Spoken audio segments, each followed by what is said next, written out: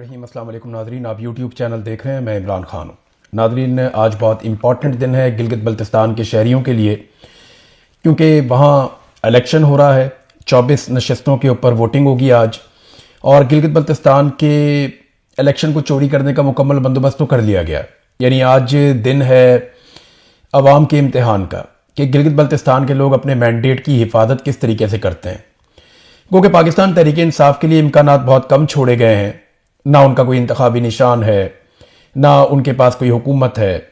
और गिलगित बल्तिस्तान के लोग ये भी जानते हैं कि अगर वो पाकिस्तान तहरीक इंसाफ की हुकूमत बना लेंगे तो जैसे खैबर पख्तूनख्वा के साथ ज्यादती की जा रही है, बार बार उनके वजीर आला या वहाँ के लोग कहते हैं, तो इस तरह की ज्यादती गिलगित बल्तिस्तान के साथ भी होगी। तो इन चीज़ों से भी उनको बचना होगा। ये बड़ा इम्तिहान है, और ये इम्तिहान उन लोगों का है जो आज वोट डालने जा रहे हैं कि वो अपने वोटों की हिफाजत कैसे करते हैं। वैसे तो प्री पोल रिगिंग हो चुकी है, यानी एस्टेब्लिशमेंट ने डकैती पहले ही मार दी है, लेकिन देखना है कि लोग किस हद तक खड़े होते हैं।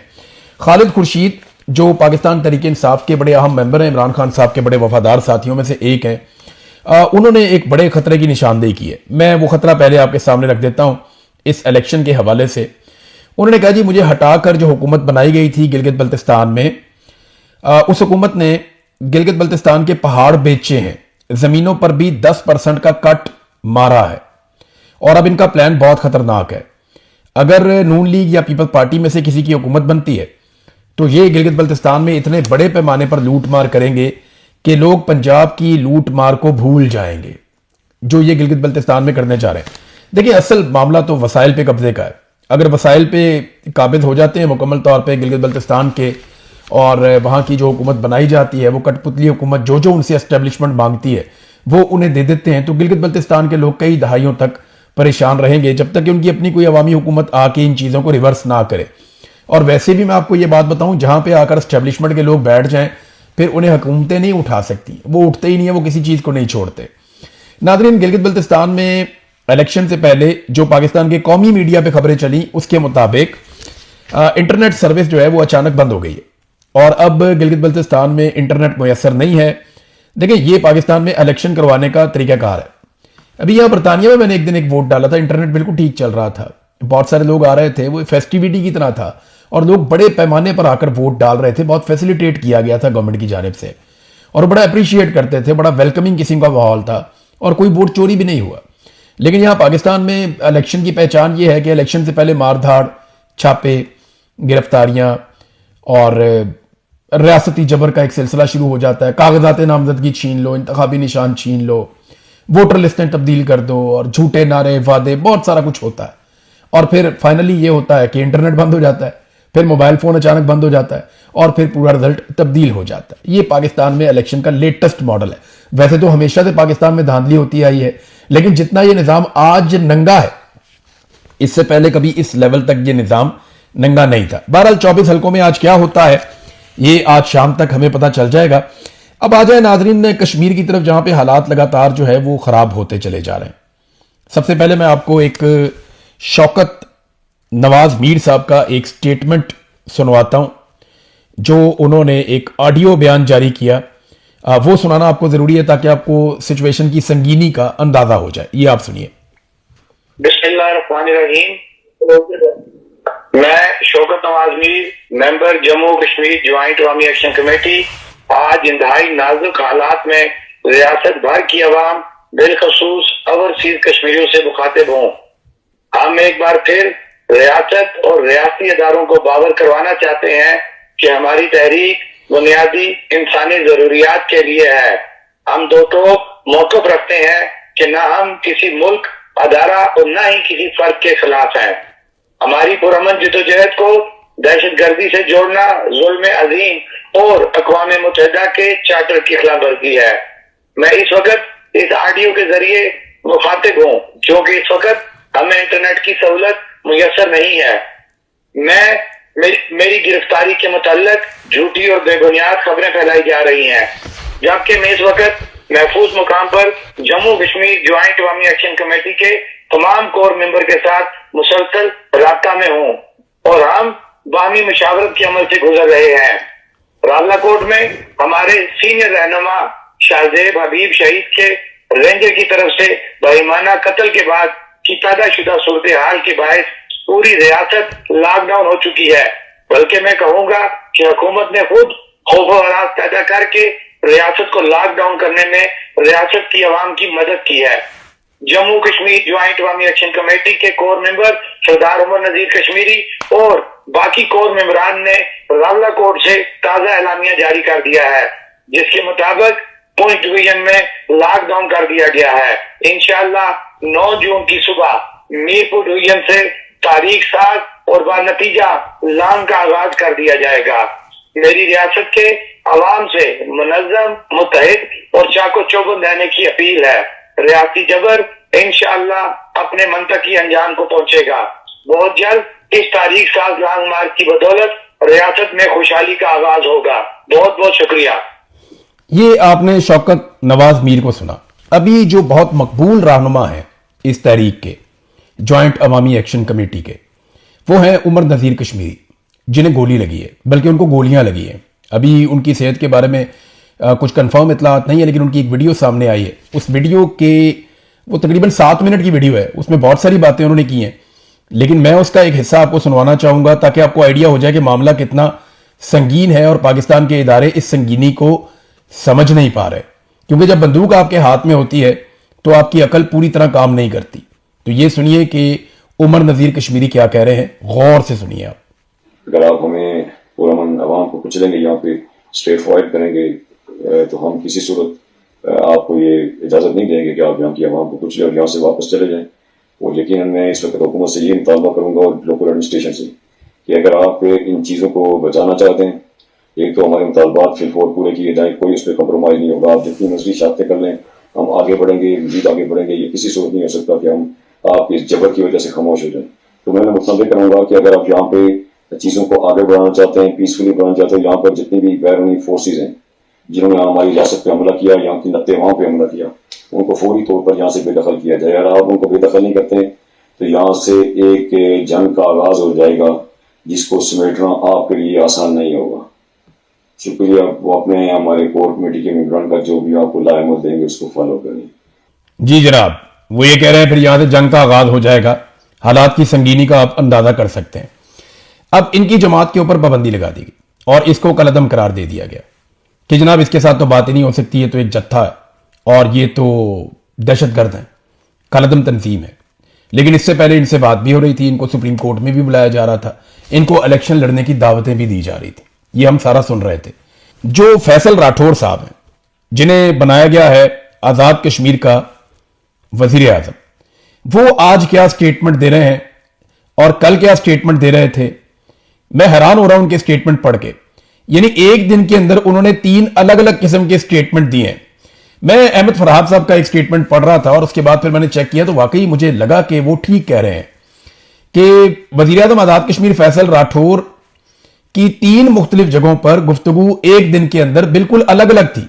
कभी वो कहते हैं कि अब कोई बात नहीं होगी, ये जत्था है, दहशतगर्द हैं। कभी कहते हैं अपने लोग हैं, मैं बात करने को तैयार हूं। कभी कहते हैं कि जनाब इमरजेंसी लगा दी जाएगी।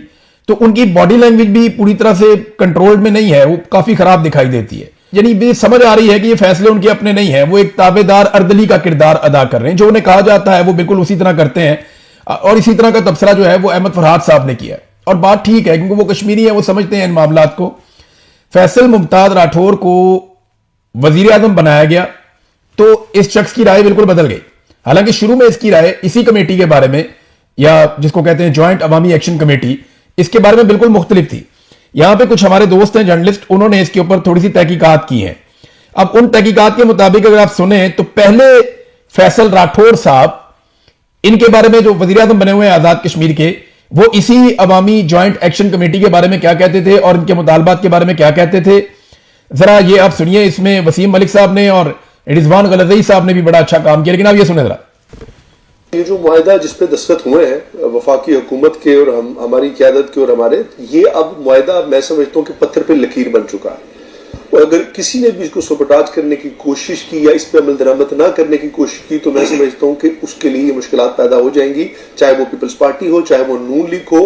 बल्कि मैं ये समझता हूँ कि सिर्फ हमारी नहीं बल्कि वफाकी हुकूमत की, मुस्लिम लीग, नून की, हम सब की ये जिम्मेदारी बनती है कि इन तमाम मामलात को जो طے کیے گئے ہیں اس پہ عمل درآمد کرانے کے لیے ہم پورا بھرپور اپنا کردار ادا کریں، چونکہ اس فیصلے اور معاہدے کے پیچھے ایک بہت بڑی عوامی قوت شامل ہے، اور اس فیصلے پر دستخط ہونے سے پہلے اس کو پرائم منسٹر پاکستان کی اپروول کے بعد اس کو سائن کیا گیا۔ جی آپ نے سنا جی، وہ انہوں نے خود کہا کہ پرائم منسٹر کی اپروول کے بعد اس کو سائن کیا گیا، اور یہ بات کون کہہ رہا ہے؟ فیصل ممتاز راٹھور۔ جب یہ پرائم منسٹر بنے تو اس کے بعد ان کی رائے اسی جوائنٹ عوامی ایکشن کمیٹی کے بارے میں کیا تھی، ذرا یہ بھی یہیں پہ اسی پروگرام میں سنوایا گیا، ذرا یہ بھی آپ سن لیں۔ یہ جو مسائل آج کشمیریوں نے یا ان تحریکوں کے ذریعے اٹھائے ہیں، یہ مسائل وہ تھے جو عام آدمی جس پہ پچھلے 70 سالوں سے بات کر رہا ہے۔ پاکستان کا جھنڈا اٹھانے کے لیے کشمیری کسی حد تک بھی چلا جاتا ہے، تو کیا وجہ ہے کہ آج ان رشتوں میں کوئی کمزوری آئی؟ لوگوں نے یہ محسوس کیا کہ یہ جو نظام قائم ہے یہ کسی سیاسی جماعت کا نظام نہیں ہے، یہ کوئی ہائیبرڈ سسٹم ہے، تو یہ صرف اپنے ملات اور اپنے ایشوز کو سیٹل کرنے کے لیے آیا ہوا ہے۔ تو اس سپیس نے اور پھر اپوزیشن کا نہ ہونا اتفاق، پہلے اس کو ہائیبرڈ سسٹم کہا، اور بعد میں اس ہائیبرڈ سسٹم کا جب حصہ بن گئے فیصل ممتاز راٹھور صاحب، تو اب ان کے مختلف بیانات آ رہے ہیں۔ یعنی میں حیران ہوتا ہوں کہ پتہ نہیں کون سی ان کو گھٹی دی جاتی ہے، یا پتہ نہیں کون سی ان کو بوٹی سنگائی جاتی ہے حکومت میں بٹھانے کے بعد، کہ ان کے افکار ہی بالکل بدل جاتے ہیں، ان کا پوائنٹ آف ویو بالکل زمین آسمان کا فرق ہو جاتا ہے، بالکل تبدیل ہو جاتا ہے۔ یہ آگے سنیے آپ۔ 40 لوگوں نے جب ایک ووٹ دیا پرائم منسٹر کو اور اپوزیشن بینچ بالکل خالی پڑے تھے، اور جو اپوزیشن کے لوگ بیٹھے تھے وہ بھی برائے نام تھے، تو پھر تو لوگوں نے سڑکوں پہ آ کر ہی بات کرنی، اور پھر سڑکوں پہ جب ایک موب بن جاتا ہے، اب آپ اس کو شاید جتھا نہ ہی کہیں، ایکشن کمیٹی بن چکی ہے، تو پھر وہ اپنے انداز سے چیزوں کو لے کے آگے چلتے ہیں، اور یہی کچھ ہوا کہ لوگوں نے پھر خود سڑکوں پہ آ کے اپنے مسائل کا حل کروایا بھی، لیکن ہم اس کے ذمہ دار ہیں، ہم نے چونکہ جو سسٹم بنایا تھا اس میں یہ کمی تھی۔ لے جی، اب آپ نے یہ سن لیا۔ اب ایک اور انہوں نے انٹرویو دیا سلیم صافی صاحب کو، اس میں ان نشستوں کے بارے میں یہ کیا کہہ رہے ہیں، یعنی یہ 12 نشستیں جہاں پہ آگے مسئلہ پھنس گیا، وہ کہتے ہیں جناب کہ ہم نے یہ رکھنی ہے۔ وجہ یہ ہے کہ ان 12 نشستوں کے بغیر پاکستان کی اسٹیبلشمنٹ کے پاس اتنی طاقت نہیں ہے کہ وہ مکمل طور پہ آزاد کشمیر میں کنٹرول کرنے کے بعد ان 12 نشستوں کے بغیر وہاں پہ اپنی کٹ پتلی حکومت بنا لیں، تو انہیں یہ 12 نشستیں چاہیے، یعنی ان کا سکور ہی 12 سے شروع ہوتا ہے۔ جب اسٹیبلشمنٹ نے اپنی حکومت بنانی ہوتی ہے نا آزاد کشمیر میں، تو دوسری پارٹیوں کا سکور 0 سے شروع ہوتا ہے، جبکہ اسٹیبلشمنٹ کا سکور 12 سے شروع ہوتا ہے۔ وہ 12 تو باہر سے لے کر آتے ہیں، پھر 13 14 15 سے گنتے ہیں، دوسری پارٹیاں 0 سے گنتی ہیں، 1 2 3 ایسے کر کے گنتی ہیں، تو وہ اس لیے اس کو چھوڑنا نہیں چاہتے۔ سلیم صافی صاحب نے کچھ سوالات کیے تھے اسی جوائنٹ عوامی ایکشن کمیٹی اور مہاجرین کی 12 نشستوں پر، تب فیصل ممتاز کا جواب کیا تھا، یہ بھی آج بڑا وائرل ہوا ہے، یہ ذرا سن لیں آپ۔ لیکن کیا یہ حقیقت نہیں ہے کہ ان مہاجرین کی سیٹوں کو اب وہاں پہ ریگنگ کے لیے استعمال کیا جاتا ہے اور اپنی مرضی کی حکومت مسلط کرنے کے لیے استعمال کیا جاتا ہے؟ یہ حقیقت بالکل حقیقت ہے، سیٹوں کو ریگنگ کے لیے استعمال بھی کیا جاتا رہا ہے، یہ حقیقت بالکل حقیقت ہے، ان سیٹوں کو ریگنگ کے لیے استعمال کیا جاتا رہا۔ یہ جناب ایک کنفیوزڈ وزیر اعظم ہے آزاد کشمیر کا، اور یہ آرڈر لے رہا ہے ایک سرکاری آفیسر سے، ایک سیکیورٹی فورسز کے اندر بیٹھے ہوئے ایک بندے سے آرڈر لے رہا ہے، اور وہ بندہ اس کو جو کہتا ہے یہ منوان وہی کر رہا ہے، کیونکہ اس کو اسی کام کے لیے ایسا لگتا ہے کہ بٹھایا گیا ہے۔ اب ناظرین، عوامی ایکشن کمیٹی کے اوپر عجیب و غریب قسم کے الزامات بھی لگائے جا رہے ہیں۔ ایک تو انہیں ملک دشمن قرار دیا جا رہا ہے۔ ابصار عالم ایک سینئر جرنلسٹ ہیں، ہمارے قبیلے سے ہیں، تو ہماری اپنی ذمہ داری ہے کہ جہاں پہ وہ ڈنڈی ماریں یا جہاں پہ وہ زیادتی کریں نون لیگ کے کہنے پر، وہاں، اور نون لیگ کے کہنے پہ میں اس لیے کہہ رہا ہوں کہ اچانک سے میں نے دیکھا کہ نواز شریف اور مریم نواز کو فالو کرنے والے اکاؤنٹس، اور وہ اکاؤنٹس جو پی ایم ایل این کے بڑے چیدہ چیدہ اکاؤنٹس ہیں، وہ سارے ایک دم کشمیریوں کو گالیاں دینا شروع ہو گئے، وہ سارے ایک دم کشمیریوں کے خلاف ہو گئے اور کشمیریوں کے حق میں اٹھنے والی ہر آواز کو گالیاں دے رہے ہیں۔ میں حیران ہو رہا تھا کہ پی ایم ایل این کو کیا ہو گیا۔ نواز شریف وغیرہ تو بڑے فخر سے کہتے تھے کہ ہم کشمیری ہیں، ہمارا بیک گراؤنڈ کشمیر کا ہے، ہم تو جناب کشمیری ہونے پہ فخر کرتے ہیں، وہ اس طرح کی باتیں میاں صاحب کہا کرتے تھے۔ لیکن اچانک میں نے دیکھا کہ میاں نواز شریف صاحب کی پارٹی کے جتنے بھی سوشل میڈیا کے اکاؤنٹس ہیں وہ کشمیریوں کو گالی دینا شروع ہو گئے اور کشمیریوں کی ہر آواز کو، ہر بات کو دبانے کی کوشش کر رہے ہیں۔ تو ابصار عالم صاحب نے اس میں اپنا کیا حصہ ڈالا؟ وہ یہ کہتے ہیں کہ عوامی ایکشن کمیٹی نے کشمیر کا سٹیٹس بدلنے پر انڈیا کے خلاف کوئی احتجاج نہیں کیا، یہ فوج کے خلاف، پنجاب کے خلاف گندی زبان استعمال کرتے ہیں۔ یہ چیزیں اس چیز کو تقویت دیتی ہیں کہ ان کے پیچھے انڈیا کا ہاتھ ہے اور عوامی ایکشن کمیٹی انڈیا کی گیم کھیل رہی ہے۔ اب ذرا میں آپ کو ایک بات بتا دوں کہ کشمیر کا سٹیٹس جو انڈیا نے تبدیل کیا تھا वो कब किया था? वो किया था 2019 में। 2019 में इंडिया ने कश्मीर का स्टेटस तब्दील किया था और यह काम किया गया था 5 अगस्त 2019 को, जबकि नवाज शरीफ ने उसके बाद इंडियन सहाफियों को अपने घर पे भी बुलाया, जबकि नवाज शरीफ ने उसके बाद जनाब मोदी साहब के साथ ताल्लुकात को निभाया भी। इंडिया पाकिस्तान की लड़ाई होने के बावजूद उन्होंने स्टेटमेंट देने से गुरेज किया। तो नवाज शरीफ साहब से नहीं पूछेंगे अब सार आलम साहब, ये कश्मीरियों की ज्वाइंट अवामी एक्शन कमेटी से पूछेंगे कि तुम इंडिया के खिलाफ 2019 में क्यों खड़े नहीं हुए। तो इसका जवाब मैं सादा सादा आपको देता हूं कि 2019 में अवामी ज्वाइंट एक्शन कमेटी थी नहीं, ये 2023 में बनी है। एक चीज बनी ही 2023 में, तो अपने बनने से 4 साल पहले होने वाले एक वाकये के ऊपर वो एहतजाज कैसे कर देते? मेरा सवाल है कि कश्मीरी तो एहतजाज कर रहे थे ना, यही सारे कश्मीरी थे, यही सारे कश्मीरी थे ना। पहले ये इंडिया के खिलाफ एहतजाज कर रहे थे, जब कमेटी बनी तो इसके अंदर भी शामिल हो गए, इतनी सी बात है। लेकिन इनकी खोपड़ी में घुसेगी नहीं, क्योंकि जो इनको हुक्म दिया जाता है ना मिलिट्री एस्टेब्लिशमेंट की जानिब से, ये फौरन कर देते हैं। मुझे एक सहाफी के बारे में यहां तक पता चला कि वो मुख्तलिफ सहाफियों को धमकियां लगाता है कि मैं तुम्हारी गारंटी दे सकता हूं फलाने फलाने आईएसआई के ऑफिसर को, अगर मैं गारंटी ना दूं तो तुम सुबह से पहले उठा दिए जाओगे। और टीवी पे वो बंदा बड़ा पारसा बन के बैठा हुआ होता है। मैं हैरान हुआ कि वो सहाफियों को धमकियां लगाता है, हत्ता कि जिन सहाफियों को गिरफ्तार किया जाता है, जिन सहाफियों को उठाया जाता है, जिन सहाफियों को दबाया जाता है या जिन पे मुकदमात दर्ज किए जाते हैं, ये उनके पास पहुंच जाता है। और जिनको नौकरियों से निकाला जाता है उनके पास जाता है और उन्हें कहता है कि मेरे साथ बात करो, मैं एस्टेब्लिशमेंट को समझाऊंगा, जाके उनसे बात करूंगा, एजेंसियों से, तुम डील कर लो, मैं तुम्हारी डील करवा देता हूं। तो यहां पे इस तरह के सहाफी मौजूद हैं और लगातार यही गंद मार रहे हैं और ये काम कर रहे हैं, यानी अपने कबीले के साथ गद्दारी। अब ये सार आलम साहब का बनता है ये कहना, यानी एक आदमी पैदा ही नहीं हुआ, उसकी पैदाइश से पहले का एक वाकया वो आपने उस पर डाल दिया। ये तंजीम 2023 में बनी, इसके ऊपर इल्जाम लगा रहे हैं कि 2019 में होने वाले एक वाकये के ऊपर आपने आवाज क्यों नहीं उठाई। मेरी तो समझ से बाहर है, ये लोग कहां से सोचते हैं, गिट्टों से सोचते हैं। अब नाज़रीन, यहां पे एक एलामिया भी जारी किया अवामी ज्वाइंट एक्शन कमेटी ने, और ये है वो असल चीज जिसके ऊपर आने वाले दिनों में सबको गौर करना पड़ेगा। उन्होंने एक तो रावलाकोट में जो इंसिडेंट हुआ उस वाकये का सारे का जिक्र किया और यह भी कहा कि सीएमएच के सामने पुरअमन धरने के मौका पर एक एलामिया भी उन्होंने जारी किया कि हम आज के दिन शहीद शाहजेब की अजीम कुर्बानी पर उन्हें खराज अकीदत पेश करते हैं और शहीद शाहजेब और शोहदा अवाम के हुकूक के मिशन की तकमील तक अपनी जद्दोजहद हम जारी रखेंगे। हमारे कोर मेंबर कमर नजीम कश्मीरी और दीगर साथियों की बहादुराना दलेराना जद्दोजहद पर उन्हें खराज तहसीन पेश करते हैं, जिन्होंने अपने आप को पेश किया तहरीक के लिए। और आज का यह अवामी इज्तिमा कठपुतली असम्बली पर मुकम्मल अदम एतमाद का इजहार करता है, जिन्होंने अवाम के जमहूरी और माशी हकूक के मुतालबात के मुआहदे के बावजूद वादा शिकनी की और आज़ाद कश्मीर की पुरअमन अवामी तहरीक या अवामी जद्दोजहद के ऊपर एक बैरूनी हमलावर फोर्सेस के जरिए बदतरीन दहशतगर्दी करवाई, जो इस अमर की गमाज है कि असम्बली में बैठे 53 का टोला बदतरीन अवाम दुश्मनी का एक ग्रोह है।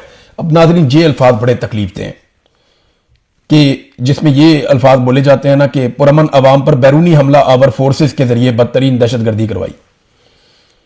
हमने हमेशा नारा लगाया कश्मीर बनेगा पाकिस्तान, लेकिन आज कश्मीरियों को हमने गद्दार करार दिया और उन्होंने स्टेटमेंट दिया कि बैरूनी फोर्सेज आई हैं हमें मारने के लिए। लेकिन आईनी नुक्ता नजर से तो कश्मीर और पाकिस्तान दो अलग अलग टेरिटरीज हैं, लेकिन हमारे दिल एक दूसरे के साथ जुड़े हैं। हम फ्रीली एक दूसरे के साथ मूव करते हैं, हम वहां जाते हैं, वो यहां आते हैं। हमारा बड़ा प्यार है और बड़ा मोहब्बत का रिश्ता है, भाईचारे का। लेकिन जब यहां से फोर्सेस जाके वहां लोगों को मारती हैं तो फिर ये नफरत पैदा होती है, और इस नफरत का इजहार उन्होंने अपने इस पैराग्राफ में कर दिया, जो इंतहाई अफसोसनाक है। यानी ये सूरत पैदा नहीं होनी चाहिए थी। यही बात पाकिस्तान की एस्टेब्लिशमेंट के लिए सोचने की है, लेकिन ये नहीं सोचेंगे।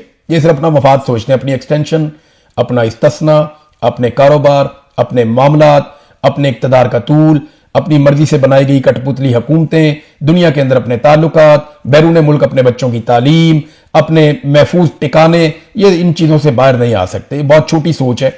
तो इससे बड़े जब ये हो जाएंगे, मुल्क का सोचेंगे, तब मुल्क भी आगे बढ़ जाएगा। और मुल्क का सोचेंगे तो सबसे पहले क्या करेंगे? पाकिस्तान की मिलिट्री एस्टेब्लिशमेंट अपनी बारक्स में वापस चली जाएगी।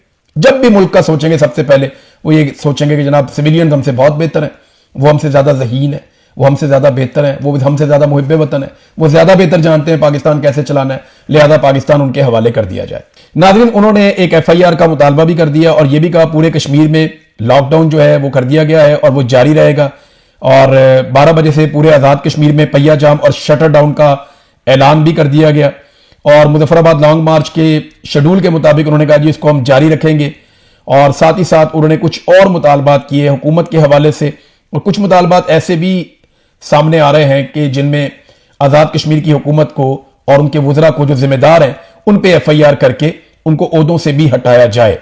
عوام سے اپیل کی ہے انہوں نے کہ بلیک آؤٹ کی وجہ سے مسجد کے لاؤڈ سپیکر سے ایک دوسرے سے رابطہ کاری کو یقینی بنائیں, یعنی آپ مساجد کے لاؤڈ سپیکرز کو استعمال کریں اور اس کے ذریعے سے ایک دوسرے تک پیغام پہنچائیں.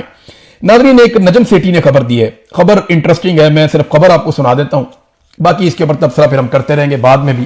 نجم سیٹھی نے کہا کہ 28ویں ترمیم اور بجٹ کے معاملات پر پاکستان پیپلز پارٹی کے ساتھ ڈیل ہو جائے گی. وہ گلگت بلتستان اور آزاد کشمیر میں حکومت مانگ رہے ہیں. اگر ڈیل نہ ہوئی تو پیپلز پارٹی فارغ ہو جائے گی. نیب کیسز تیار ہو رہے ہیں اور گھیرا تنگ ہو رہا ہے. بس سمجھیں آپ بات, اس پہ ڈیٹیل میں ہم بعد میں بات کریں گے. اب تک کے لیے اتنے, اپنا خیال رکھیے گا, اپنے اس چینل